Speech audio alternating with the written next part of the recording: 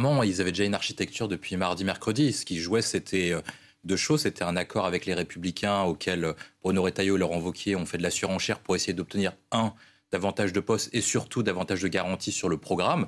Ça a marché pour Bruno Retailleau qui a pu avoir des garanties sur certaines parties de ses réformes ou les réformes qu'il souhaitait mettre en place, notamment la réforme narcotrafic et d'autres parties sur l'immigration et sur l'AME. Mais il y a eu une difficulté, notamment sur Bercy et sur le budget, dans la mesure où en fait, Laurent Wauquiez a été bloqué sur 2 points. C'était qu'en fait, la difficulté de relation qu'ils avaient avec notamment Michel Barnier, qui était l'ancien Premier ministre, c'était que Michel Barnier voulait augmenter les impôts et que le groupe des Républicains s'était fait élire en le promettant de ne pas augmenter les impôts. Donc il apparaissait difficile aujourd'hui pour Laurent Wauquiez d'aller à Bercy dessus. L'autre difficulté qu'il y a aussi François Bayrou également sur Bercy pour mettre quelqu'un éventuellement de gauche comme Moscovici ou comme Valérie Rabault, c'est qu'en fait il ne peut pas également promettre de l'autre côté qu'il va faire une politique de gauche en fait. Et la difficulté qu'a François Bayrou des échanges qu'il mène avec les différentes forces politiques, c'est qu'il ne peut ni garantir qu'il va mener une politique plutôt à gauche sur les questions économiques, ni même qu'il va mener une politique plutôt à droite sur les questions économiques. À cela s'ajoute aussi, je pense, et c'est pour ça qu'on a un problème sur le Quai d'Orsay, et sur Bercy particulièrement, parce que le Quai d'Orsay est la chasse gardée d'Emmanuel Macron dans la mesure où ça fait partie de ce qu'on appelle des affaires réservées et que lui veut pousser un de ses proches, Gérald Darmanin, mais que de l'autre côté, Bercy est la chasse gardée du secrétaire général de l'Élysée, Alexis Kohler, qui veut avoir quelqu'un à lui, plutôt je pense Roland Lescure, que quelqu'un qui soit plutôt proche de Bayrou, quelqu'un qui soit plus politique.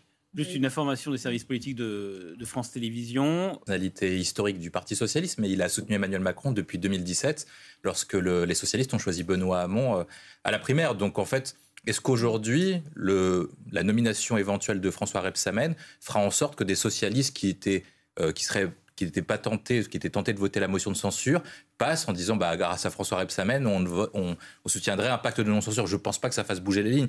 Le seul sujet éventuel en fait à gauche, c'est sur la question de Bercy. Je pensais ça, le point de crispation essentiel qu'on a compris notamment avec l'échange entre Laurent Wauquiez supposé et François Bayrou, c'est quelle ligne politique François Bayrou veut donner.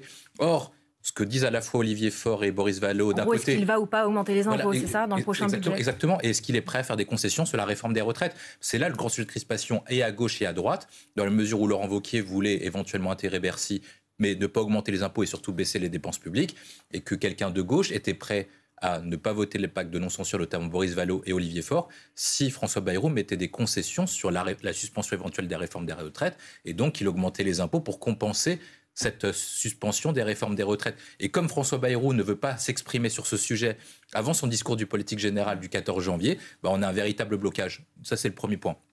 Sur l'autre point, je pense qu'il est essentiel, à gauche, c'est quel ministère, en fait, François Rebsamen, éventuel ou d'autres, au-delà du nom, peut donner des marqueurs et des politiques qui ferait en sorte que les socialistes seraient bloqués. Qu'est-ce qui a fait en sorte que la droite était bloquée pour éventuellement soutenir ou pas Michel Barnier? C'était la présence de Bruno Retailleau qui faisait que sur certaines questions, notamment sécurité, immigration et trafic de drogue, on voyait mal un républicain ne pas soutenir le gouvernement de Michel Barnier. De la même manière, pour que François Bayrou obtienne une neutralité bienveillante des socialistes, il faut qu'un ministre non seulement soit connu à l'égard des socialistes, mais mène une politique de gauche pour que des socialistes se disent le gouvernement ne nous convient pas tout à fait, mais X pourrait éventuellement mener telle politique qui plaît à la fois aux députés socialistes et surtout aux électeurs socialistes.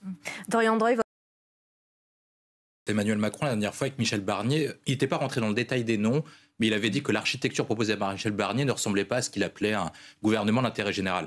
Là, il va avoir 2 sujets spécifiques. Est-ce que le gouvernement proposé par François Bayrou permet ce qu'on appelle l'élargissement, le dépassement, on formule comme on veut, mais permet à la fois de garder les Républicains dans le giron de manière correcte, non seulement au Sénat et à l'Assemblée nationale, mais éventuellement d'adresser des signaux à la gauche pour éventuellement négocier un pacte de non-censure, non pas avec les écologistes et les communistes, mais avec les socialistes, notamment sur la réforme des retraites et sur l'utilisation du 49.3. Le deuxième point, c'est la question des sphères d'influence des 2 têtes pensantes de l'Élysée.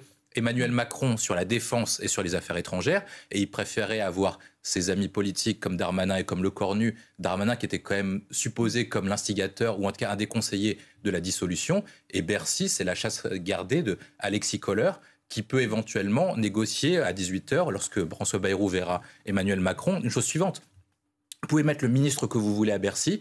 Par contre, moi, je choisis le directeur général du Trésor et je choisis le directeur de cabinet. En fait, c'est à peu près ça qui va se passer et ça va être un rapport de force, comme sur la nomination du Premier ministre, entre François Bayrou et Emmanuel Macron, et également sur une tonalité globale avec un équilibre des forces au sein du bloc central, entre Renaissance et le MoDem, avec un argument qui va être simple du côté de l'Élysée, c'est Tu as déjà eu Matignon. Maintenant, est-ce que Matignon plus le Quai d'Orsay, ça fait pas beaucoup pour le MoDem qui représente que 37 députés? Avec un autre débat, Premier ministre bis ou un conseiller du Prince. Oui, voilà, Un c'est vice-président. un vice-président. Ouais, c'est entre les deux, Ouais. mais William Tay. Alexis Kohler, il y a eu un rôle clé sur la nomination de Michel Barnier parce qu'il a vu Michel Barnier l'été, après la dissolution. Et surtout, c'est un appel apparemment entre Laurent Wauquiez et Alexis Kohler qui aurait débloqué la nomination de Michel Barnier à l'époque où c'était Xavier Bertrand qui était pressenti. En fait, c'est le fait que Kohler et Wauquiez échangent sur Michel Barnier qui fait qu'on aurait pu débloquer la situation et notamment l'entrée des Républicains au sein du gouvernement la fois dernière. Cette fois-ci, il avait à peu près une liste qui était entre Lescure, le Cornu et plutôt Jean-Yves Le Drian et Emmanuel Macron. Enfin, en tout cas, Bayrou a eu gain de cause pour bloquer et contrecarrer le choix d'Alexis Kohler. Alexis Kohler a un choix primordial, notamment sur un ministère précis. Parce qu'il a rencontré Emmanuel Macron, il n'était pas un historique d'Emmanuel Macron, il ne se connaissait pas avant, mais il devient directeur de cabinet d'Emmanuel Macron sous l'influence à l'époque de Jean-Pierre Juillet, qui était secrétaire général de l'Élysée de François Hollande, quand Emmanuel Macron arrive ministre de l'économie, et il suit Emmanuel Macron pendant tout son parcours au ministère de l'économie. Il ne fait pas la campagne de 2017, mais il devient secrétaire général, et c'est à ce moment-là qui met la main sur un ministère précis, c'est le ministère de l'économie et des finances, où c'est lui, et non pas Bruno Le Maire, qui choisit et le directeur de cabinet du ministère de l'économie et des finances, qui choisit le directeur général du Trésor et le directeur général des finances publiques, qui en fait ont toute la main sur la politique économique de la France. Et donc vous comprenez aujourd'hui pourquoi il y a un blocage sur Bercy, parce qu'il apparaît compliqué de mettre un ministre ou un directeur de cabinet qui soit complètement hostile et à Emmanuel Macron et surtout à Alexis Kohler, qui aimerait bien avoir la main, notamment sur Bercy, auquel il faut savoir qu'une grande partie des fonctionnaires reçoivent parfois directement leurs ordres du secrétaire général de l'Élysée. Dorian Dreuil, votre avis sur... Non seulement après le communiqué, il faut faire les passations. Et aujourd'hui, on imagine mal des passations se faire dans les ministères pendant la journée du deuil national, où ça paraît compliqué de le faire le 24, parce qu'en fait, l'intérêt aujourd'hui, il faut quand même le rappeler, c'est que Bayrou veut non seulement avoir un gouvernement qui est opérationnel, mais il veut faire un coup de communication pour montrer qu'il a un retour des poids lourds et que différentes personnalités rentrent dans son gouvernement. Or, si vous le faites le soir du deuil national ou si vous le faites la veille de Noël, je ne suis pas sûr que ça aurait un plein effet, dans la mesure où ça va être compliqué de retenir quelque chose. Que va dire Elisabeth Borne si elle rentre à l'éducation? Est-ce qu'elle va annoncer des choses intéressantes? De la même manière, si Darmanin rentre au Quai d'Orsay, est-ce qu'il peut dire des choses intéressantes? Ou comme Xavier Bertrand.